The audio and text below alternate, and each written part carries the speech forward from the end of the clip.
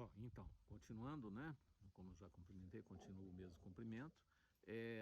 Nós vivemos, então, a partir de 66, no Rio de Janeiro especificamente, que era uma grande caixa de ressonância da política nacional, nós vivemos uma série de movimentos de insurgência. A começar dos movimentos culturais, né, de onde o Rio de Janeiro era a grande vitrine, né?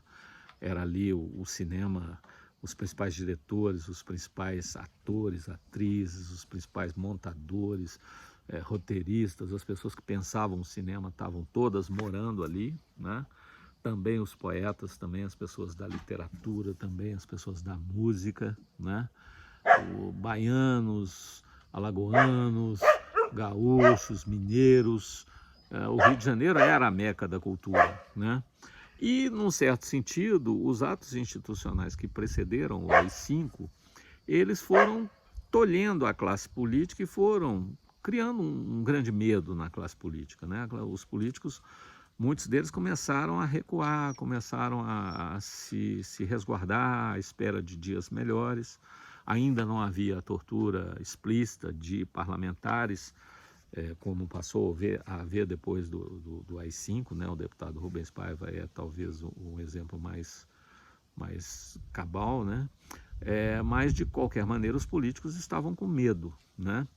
E havia um protagonismo muito grande da juventude, né? Essa juventude daqueles anos 60 que se espelhava, inclusive, em movimentos que eram mundiais, né? Movimentos de renovação. O poder jovem, apesar do ano de 68 ainda não tinha acontecido, mas já aconteciam os Beatles, já acontecia o jeans, já acontecia o rock and roll, já aconteciam os movimentos de vanguarda mística, vamos chamar assim, né? Os orientalismos de várias espécies já estavam graçando, então, e a juventude tinha esse afã de querer se integrar no mundo. A pop art era um fenômeno interessantíssimo no qual os jovens se enxergavam com muita clareza, né? E aí começa, a partir do ano de 67, sobretudo, nos chamados festivais da canção, a surgir uma série de canções, né? Mesmo em 65, 66 já havia, né? Se vocês ouvirem, eu recomendo que ouçam depois, que verem o meu vídeo, claro. Obviamente, porque Elis Regina não se compara a mim, né? É brincadeira. Mas se vocês quiserem ouvir, por exemplo, uma canção chamada Arrastão, né? Que foi uma das vencedoras de um festival de 66, salvo engano, vocês vão perceber que ali há claramente um projeto, uma expressão de linguagem do projeto de vanguarda do Centro Popular de Cultura da UNE, né? Os compositores, especialmente o Edu Lobo, que tinha uma formação clássica muito respeitável, né? Ele usa ali elementos do cancioneiro, do simbolismo, né? Claude Debussy, por exemplo, quando ele faz determinados movimentos, determinadas harmonias, ele consegue fazer musicalmente o barulho do mar, né? O barulho das ondas, o barulho do refluxo das ondas, das espumas, né? É uma canção muito bonita, é uma composição muito interessante. E, ao mesmo tempo, a Elis Regina vai cantando uma letra que é popular, que é explícita, né?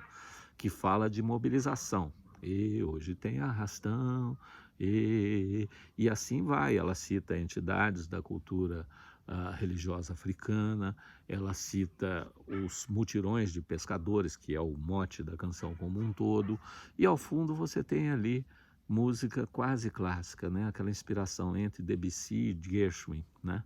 Que vai criando um pouco essa ideia do vanguardismo do CPC, que era unir a erudição e a cultura popular, né? Que a revolução se faria por essa fusão, né? E entre outras peças daquele período que são muito políticas, parecem que não, mas são, né? A banda, por exemplo, do Chico Buarque de Holanda, que eu já vi em livros didáticos, a menção abominável de que a banda exaltava o militarismo, que é de uma falta de visão histórica fora do comum, né? A origem da banda não é militar, embora muitas corporações militares tenham orgulho das suas bandas, né? Às vezes até vão mantendo determinados soldados e tal pelas suas qualidades musicais e tudo. E, claro, eles têm sim, tem festivais de bandas, tem um certo orgulho, mas no fundo a banda é uma coisa de interior, é uma coisa das antigas euterpes musicais, né, das sociedades de Santa Cecília, que é a musa dos músicos, e elas têm como característica fundamentalmente essa vivência comunitária. Ouçam também a banda, tá, do Chico Buarque de Holanda, que também foi destaque num desses festivais da década de 60. Então, embora houvesse uma temática, nesse caso da banda popular, ali você tinha uma certa exaltação dos valores da comunidade, de uma comunidade que se autoeduca, em que os meninos mais novos aprendem com os mais velhos, sem muita estudo de partitura, não tem muita sofisticação, é mesmo a experiência da comunidade que se vai transmitindo e construindo, né? É uma coisa muito comum da musicalidade popular, né? Que também faz parte do samba, que também faz parte do rap, desses embates, desses duelos de poemas, tudo isso tem essa vivência da celebração da comunidade, né? Mas nesse momento começam a destacar outras canções que são notadamente políticas, né? Ponteio, do mesmo Edu Lobo, no ano de 67, é uma canção também muito impregnante, né? Depois disso vem, em 68, nós temos algumas canções clássicas, né? A mais delas, de todas que vocês conhecem, Para Não Dizer Que Não Falei das Flores, né? Do Geraldo Vandré, uma canção que, no fundo, ela era quase que trilha sonora para passeatas, né? O próprio batidão dela, ritmo, a forma, né? O batidão caminhando e cantando e seguindo a canção, vai meio que conduzindo o caminhar da multidão. Ela foi feita para isso, né? E ela foi, num certo sentido, nesta perspectiva, uma canção síntese, né? Uma canção que queria dizer, olha, vocês nos fecharam os canais da política e agora nós vamos fazer da arte a verdadeira política. Nós vamos traduzir a arte em política, né? E vice-versa, né? Nunca a música foi tão engajada, nunca o teatro foi tão engajado, nunca o cinema foi tão engajado, e eles começaram a bater pesado na tecla da ditadura, né?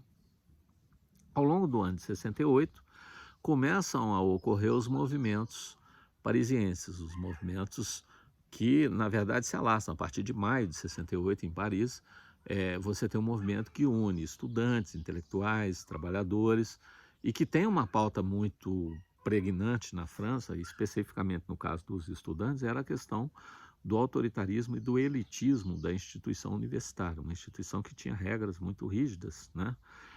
Lembrava um pouco aquelas normas de colégio interno, né? Daqueles colégios que talvez vocês possam ter visto em filmes como Sociedade dos Poetas Mortos, ou mesmo aquela fase crepuscular de Hogwarts, né?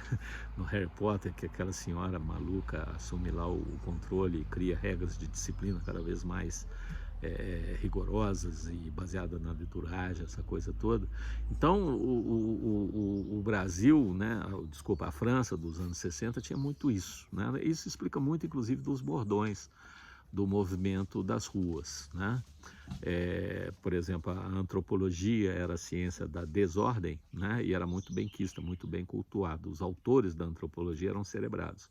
Só que a sociologia era muito malquista, porque a sociologia que a França praticava era a sociologia de Comte, Auguste Comte e Émile Durkheim, que era uma espécie de engenharia da ordem, uma engenharia social, né? Dizia-se sempre que a sociologia era a ciência da ordem, como ordenar socialmente a sociedade, como educar, como prever os conflitos, como manter as pessoas disciplinadas, etc. E isso tudo gerava um grande mal-estar entre os estudantes, né? E aí algumas frases, por exemplo, que apareciam, né? Só seremos felizes quando o último burocrata universitário estiver enforcado nas tripas do último sociólogo, né? Os sociólogos de hoje devem ficar horrorizados com isso. Só um minutinho, tem um inimigo passando ali. Um inimigo passando ali fora. É que vocês estão vendo.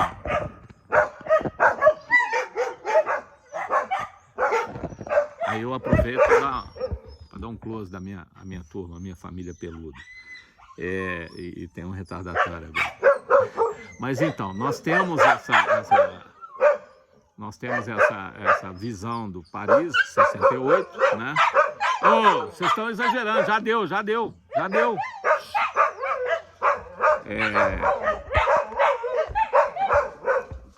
Paris de 68 tinha essa insurgência contra o establishment, né? E que depois vai se transmitindo também para a prefeitura, para autoridades em geral, e que vai gerando esse sentimento de insurgência generalizada. O mundo inteiro viu aquilo pela televisão, já havia naquela época aquilo que o McLuhan chamou aldeia global, né? Ou seja, o que acontecia num pequeno lugar, todo mundo tinha conhecimento. Aliás, vem daí a logo da Rede Globo, que todos vocês devem conhecer, né? Que a primeira, a mais antiguinha delas, lembrava exatamente uma oca, né? Um globo cortado pelas as linhas do Equador e algumas, né, de longitude, mas o formato era de uma espécie de oca. Depois a sigla foi evoluindo, né? Virou um olho dentro de uma TV, depois um olho dentro de uma TV dentro do globo, que é o que ela é hoje, né?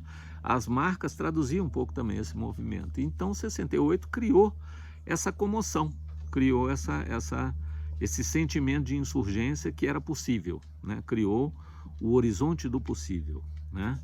E o horizonte do possível, inclusive, às vezes se confundia com o impossível. Um dos outros bordões de 68 era exatamente esse, né? Sejamos realistas, nós queremos um impossível, né? É belíssimo isso, mas em termos de mobilização não é exatamente alguma coisa que seja factível, né?